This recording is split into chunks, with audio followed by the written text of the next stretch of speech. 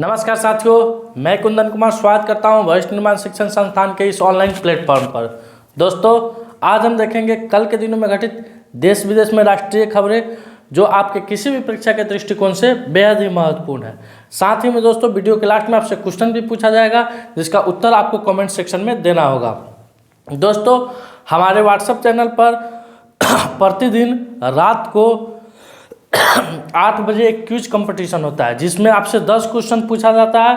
वो क्वेश्चन किसी खास टॉपिक से रिलेटेड रहता है जिसका उत्तर आपको देना होगा।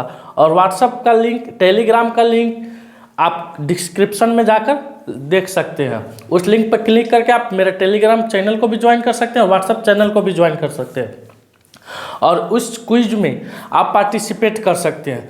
10 क्वेश्चन पूछा जाता है जिसमें एक ही सब्जेक्ट से माने एक ही टॉपिक पर हुए सारे क्वेश्चन रहते हैं। कुछ करेंट्स भी पूछा जाता है। तो चलिए आज शुरू करते हैं आज का सेशन, आप बिना समय लिए हुए। और सेशन शुरू करने से पहले ये जान लेते हैं कि कल के वीडियो के लास्ट में जो आपसे क्वेश्चन पूछा गया था कि हाल ही में कहाँ रंग जलसा कार्यक्रम का आयोजन किया गया है, तो ऑप्शन था आपके सामने पटना, दरभंगा, हाजीपुर, सोनपुर। बहुत सारे बच्चों ने इसका उत्तर पटना दिया है। पटना के प्रेमचंद रंगशाला में इस साल का रंग जलसा कार्यक्रम का आयोजन किया गया था। अब चलिए शुरू करते हैं आज का सेशन। और आज का सेशन है मेरा पहला क्वेश्चन दोस्तों कि अंतर्राष्ट्रीय मानव एकता दिवस कब मनाया जाता है, क्यों मनाया जाता है और किस संगठन के दिशा निर्देश से इसको मनाया जा रहा है और कब से मनाया जा रहा है। इन सभी चीज़ों पर चर्चा करेंगे और साथ ही जानेंगे कि इस बार की इसकी थीम क्या थी, इस बार की यह किस थीम के साथ इसको मनाया जा रहा है। तो दोस्तों, अंतर्राष्ट्रीय मानव एकता दिवस 20 दिसंबर को मनाया जाता है। कब मनाया जाता है? 20 दिसंबर को मनाया जाता है। संयुक्त राष्ट्र संघ के द्वारा इसे 22 दिसंबर 2005 ईस्वी को घोषणा की गई थी कि 20 दिसंबर से घोषणा हुई थी। दोस्तों दिमाग में याद रखिएगा 22 दिसंबर को, लेकिन मनाया कब से जाता है? 20 दिसंबर से मनाया जाता है। 20 दिसंबर 2005 ईस्वी से। कब से? 2005 ईस्वी से मनाया जाता है। इसको मनाया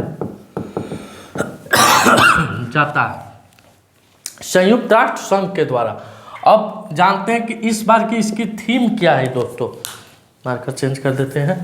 इस बार की थीम है एडवोकेट फॉर चेंज। क्या थीम है दोस्तों? Advocate for change. अब ये जानते हैं कि अंतर्राष्ट्रीय मानव एकता दिवस हम लोग मनाते क्यों हैं। तो क्वेश्चन को पढ़ के आप लोग इतना बुड़बक भी नहीं है, इतना कमजोर भी स्टूडेंट नहीं है कि क्वेश्चन को पढ़ के आप लोग को समझ में नहीं आया होगा कि अंतर्राष्ट्रीय मानव एकता दिवस क्यों मनाते हैं हम लोग। मानव में एकता को कायम रखने के लिए, यानी एक देश के जितने भी पुरुष है, जैसे इंडिया के पुरुष है, अन्य देशों के पुरुषों के साथ एकता कायम रखने के लिए, एक साथ कदम से कदम मिलाकर चलने के लिए, इसी पर संयुक्त राष्ट्र संघ के द्वारा अंतर्राष्ट्रीय मानव एकता दिवस मनाने की उद्घोषणा 2005 ईस्वी में की गई थी। दोस्तों अब चलते हैं अगले क्वेश्चन की तरफ। अगला क्वेश्चन मेरा बिहार से रिलेटेड है और काफ़ी इंपॉर्टेंट क्वेश्चन है।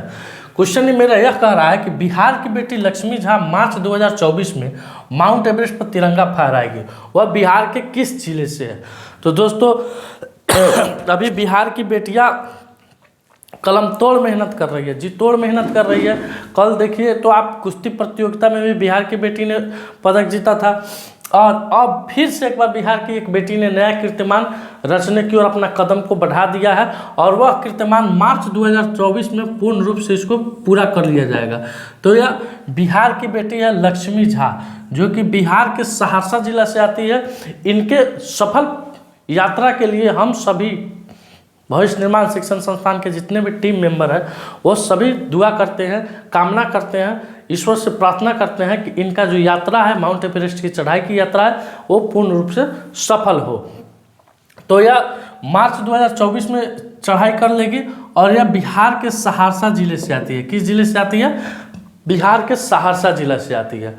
अब चलते हैं अगले क्वेश्चन की तरफ। अगला क्वेश्चन मेरा कह रहा है दोस्तों कि हाल ही में किस राज्य के सभी जिलों में व्हाट्सएप चैनल लॉन्च किया गया? तो दोस्तों उत्तर प्रदेश के प्रशासनिक विभाग के द्वारा उत्तर प्रदेश के जितने भी जिले हैं, जितने भी जनपद हैं, यहाँ जिला कहा जाता है दोस्तों, बिहार में जिला कहा जाता है और उत्तर प्रदेश में उसको जनपद बोला जाता है। उत्तर प्रदेश के जितने भी जनपद हैं उन सभी जनपदों में पुलिस स्टेशनों में व्हाट्सएप चैनल को लॉन्च किया गया है। किस चैनल को लॉन्च किया गया? व्हाट्सएप चैनल को लॉन्च किया गया। इस चैनल के माध्यम से उत्तर प्रदेश में हो रहे क्राइम को कहीं ना कहीं अंकुश लगाया जा सकता है।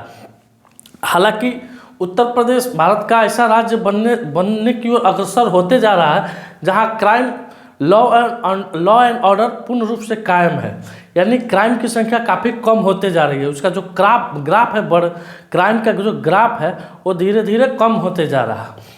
अब आइए अगले क्वेश्चन पे तरफ चलते हैं। अगला क्वेश्चन है अंडर 19 एशिया कप का खिताब किस देश ने जीता है दोस्तों।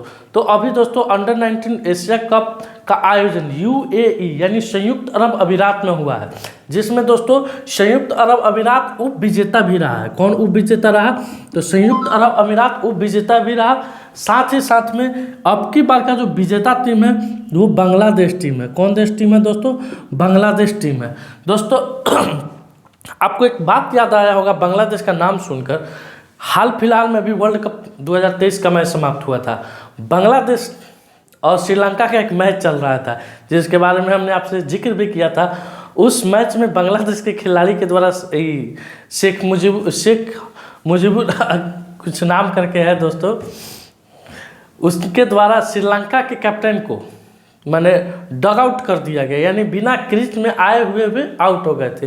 तो अभी बांग्लादेश आया है तो हमको याद आ गया है, इसलिए हम चर्चा कर दिए। ऐसे मेरे क्लास में उसके ऊपर चर्चा किया हुआ है। तो अंडर 19 एशिया कप का विजेता कौन टीम रहा? बांग्लादेश रहा। उप विजेता UAE रहा। और ध्यान रखना दोस्तों, इसका आयोजन कहाँ हुआ था? तो UAE में ही हुआ था। इसका आयोजन UAE में ही हुआ था। अब चलते हैं अगले क्वेश्चन की तरफ। अगला क्वेश्चन है हाल ही में गूगल ने किस देश में मैप्स के लिए AI यानी एड्रेस डिस्क्रिप्टर संचालित सुविधा की घोषणा की है? तो दोस्तों गूगल के द्वारा मैप्स के माध्यम से भारत में एड्रेस डिस्क्रिप्टर संचालित सुविधा की घोषणा की गई है। इसमें क्या होगा दोस्तों, अब आप अपना मैप का लोकेशन खोलिएगा। आप जिस जगह पर है, मान लीजिए कि अभी हम जहाँ से क्लास ले रहे हैं उस लोकेशन को हम साझा करेंगे, तो बशर्ते यहाँ आने के लिए जो रोड है, रोड के किनारे जो भी बिल्डिंग है, जिस तरह से रोड आ रहा है वो गूगल पर सब आपको दिखाई देगा। यहाँ तक कि आपका घर भी दिखाई देगा। आप एक बार सर्च कीजिए जाकर, मेरे बात को वीडियो को पॉज कीजिए, जाइए गूगल पर सर्च कीजिए, गूगल मैप पर सर्च कीजिए। आप अपना लोकेशन खुद डालिएगा, जहाँ है वहीं डालिएगा। वहाँ डालने के उपरांत आपको एक तस्वीर आएगा, यानी अगर उसका सर्वे हो गया रहेगा तो निश्चित तौर पर उसका तस्वीर आएगा। जैसे जहाँ से मेरा स्टूडियो चल रहा है, क्लासरूम ले रहे हैं, इस जगह का सर्वे हो चुका है। और यह हमने इस क्वेश्चन को पढ़ा तो मैंने जाकर देखा, मैप पर जाकर चेक किया इसको, तो वास्तव में मेरा इस जगह शो कर रहा था। मैंने घर का फ्रंट नहीं शो कर रहा था, लेकिन बैक टोटल शो कर रहा था। फिर हमने अपने गाँव का चेक किए, तो गाँव का भी चेक किए, तो गाँव में भी मेरा पूरा घर दिख रहा है। तो यह गूगल के द्वारा, इससे क्या होगा कि किसी का घर ढूंढने में आसानी होगा। मान लीजिए कोई आपका गूगल से घर का लोकेशन आप देख लीजिएगा, आसानी से उसका घर को क्या कर सकते हैं, ढूंढ सकते हैं। तो यह गूगल ने कहाँ किया? यह भारत में किया। आइए अगले क्वेश्चन पर चलते हैं। हाल ही में किस भारतीय ने अंतर्राष्ट्रीय डॉक्टरेट की उपाधि प्राप्त की है? तो दोस्तों अभी डॉक्टर नितिन मोहनलाल ने अंतर्राष्ट्रीय डॉक्टरेट की उपाधि हासिल की है। दोस्तों आप इसका स्क्रीनशॉट ले सकते हैं। आइए दोस्तों अगले क्वेश्चन की तरफ चलते हैं। अगला क्वेश्चन है मेरा IPL 2024 की नीलामी से। तो IPL 2024 का नीलामी इस समय संयुक्त अरब अमीरात, माफ कीजिएगा, दुबई में हुआ है। कहाँ हुआ है इसके नीलामी? दुबई में हुआ है दोस्तों। तो इसमें सबसे महंगे खिलाड़ी, यानी इस बार IPL 2024 सीजन के सबसे महंगे खिलाड़ी कौन बने हैं? तो मिचेल स्टार्क बने हैं, जिन्हें 24.75 करोड़ रुपया में KKR के द्वारा, किसके द्वारा? KKR के द्वारा खरीदा गया। और दूसरे नंबर पर आए हैं पेंट कॉमिस, जिन्हें 20.50 करोड़, दूसरे नंबर पर आए हैं पेंट कॉमिस, जिन्हें 20.5 करोड़ रुपया में खरीदा गया है। कितना रुपया में खरीदा गया दोस्तों? 20.5 करोड़, यानी 20.50 करोड़ रुपया में खरीदा गया। तो इस बार सबसे महंगे खिलाड़ी के रूप में 2 विदेशी खिलाड़ियों का चयन हुआ है, जिसमें पहले स्थान पर आ रहे हैं मिचेल स्टार्क और दूसरे स्थान पर आ रहे हैं पेंट कॉमिस। अब आपके मन में ये उत्सुकता होगी, जरूर उत्सुकता होगी कि क्या सर कोई भारतीय खिलाड़ी इस साल नहीं खरीदा गया है क्या सबसे महंगा में? तो खरीदा गया है, चला इस साल हर्ष पटेल। कौन दोस्तों? हर्ष पटेल। हर्षल पटेल, ये खरीदे गए, ये सबसे महंगे खिलाड़ी है। 11.75 करोड़ रुपया, 11.75 करोड़ रुपया। बताइए अपने देश के खिलाड़ियों का बोली कितना कम लग रहा है, विदेश के खिलाड़ियों का बोली कितना अधिक लग रहा है। जबकि आईपीएल का नियम है कि आईपीएल के मैच में आप किसी 4 विदेशी खिलाड़ी को ही रख सकते हैं, बाद बाकी सब भारतीय खिलाड़ी रहेगा।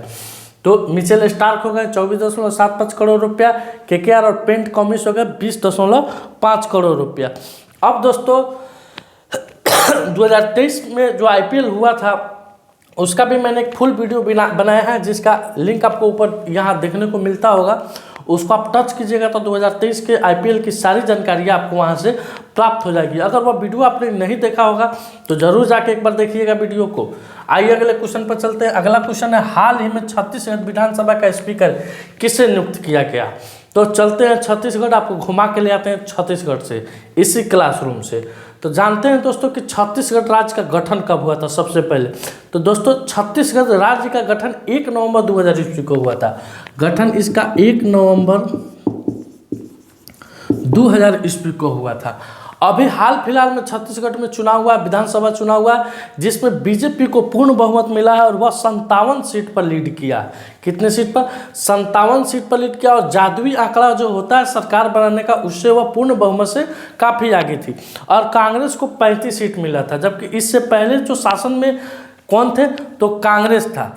अब जानते हैं कि उसमें विधानसभा का स्पीकर किसे नियुक्त किया गया? तो रमन सिंह को नियुक्त किया गया। दोस्तों ये बताना क्यों जरूरी हुआ है? विधानसभा स्पीकर आप कहिएगा सही तो इतना मोस्ट वीवीआई क्वेश्चन नहीं लग रहा है, लेकिन बताना इसलिए जरूरी पड़ा है क्योंकि रमन सिंह इसके पहले वाले कार्यकाल में, यानी कांग्रेस के पहले जो कार्यकाल था उसमें रमन सिंह मुख्यमंत्री थे छत्तीसगढ़ के। और अभी हाल फिलहाल मुख्यमंत्री भजन लाल शर्मा को बनाया गया। भजन लाल शर्मा को क्या बनाया गया? मुख्यमंत्री बनाया गया है छत्तीसगढ़ का। आइए अगले क्वेश्चन पर चलते हैं। हाल ही में नीति आयोग द्वारा जारी आंकड़ों में माफ कीजिएगा दोस्तों, जारी आंकड़ों में कृषि विपणन सुधारों में कौन सा राज्य शीर्ष रहा है? तो दोस्तों अभी नीति आयोग के द्वारा एक आंकड़ा जारी किया गया है कृषि विपणन का, यानी कृषि सुधार का। तो इसमें दोस्तों आंध्र प्रदेश राज्य शीर्ष पर रहा है। कौन राज्य शीर्ष पर रहा? आंध्र प्रदेश राज्य शीर्ष पर रहा है। और उत्तर प्रदेश सेकंड नंबर पर। सेकंड नंबर पर कौन रहा है? यूपी रहा है।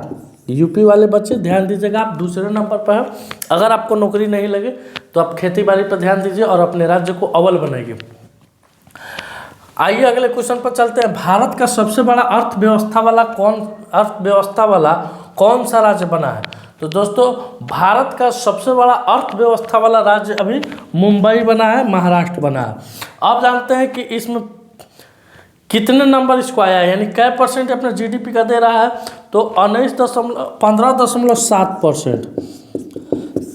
15.7% ये अपना जीडीपी का योगदान कर रहा है। साथ ही साथ देखेंगे कि सेकेंड नंबर पर कौन है, थर्ड पर कौन है, फोर्थ पर कौन है और फिफ्थ पर कौन है। तो सेकेंड नंबर पर दोस्तों यूपी है, थर्ड पर तमिलनाडु और फोर्थ पर गुजरात और फिफ्थ पर आपको एमपी है। सेकेंड पर यूपी है, थर्ड पर तमिलनाडु है, फोर्थ पर गुजरात है और फिफ्थ नंबर पर एमपी है, मध्य प्रदेश है। अब ये सब कितना दे रहा है दोस्तों?